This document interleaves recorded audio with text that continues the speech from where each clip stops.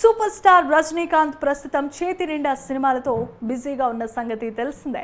ఓవైపు veteran cinema shooting జరుగుతూ ఉండగా మరోవైపు కూలీ చిత్రంలో కూడా నటిస్తున్నారు. ఈ చిత్రాలపై ఇప్పటికే భారీ అంచనాలే నెలకొన్నాయి. టీజే జ్ఞానవేల్ దర్శకత్వం వహిస్తున్న వెటేరియన్ సినిమాలో రజనీకాంత్, అమితాబ్ బచ్చన్, ఫహద్ ఫాజిల్ కీలకమైన పాత్రలు పోషిస్తున్నారు. ఈ సినిమానే కాకుండా డైరెక్టర్ లోకేష్ కనగరాజ్ తెరకెక్కిస్తున్న కూలీ చిత్రం కోసం ఆడియన్స్ ఎంతో ఆసక్తిగా ఎదురుచూస్తున్నారు. ఇందులో శృతి హాసన్ కథానాయికగా నటిస్తోంది. అయితే ఈ మూవీ గురించి ఇప్పుడు ఓ ఇంట్రెస్టింగ్ న్యూస్ ఫిలిం వర్గాల్లో చక్కర్లు కొడుతోంది. ఈ సినిమాలో కన్నడ రియల్ స్టార్ ఉపేంద్ర కీలక పాత్రలో నటిస్తున్నాడని టాక్ నడుస్తోంది. దీంతో వీరిద్దరి కాంబోలో రాబోయే సినిమా ఎలా ఉండబోతోంది అని మరింత క్యూరియాసిటీని అయితే నెలకొల్పింది.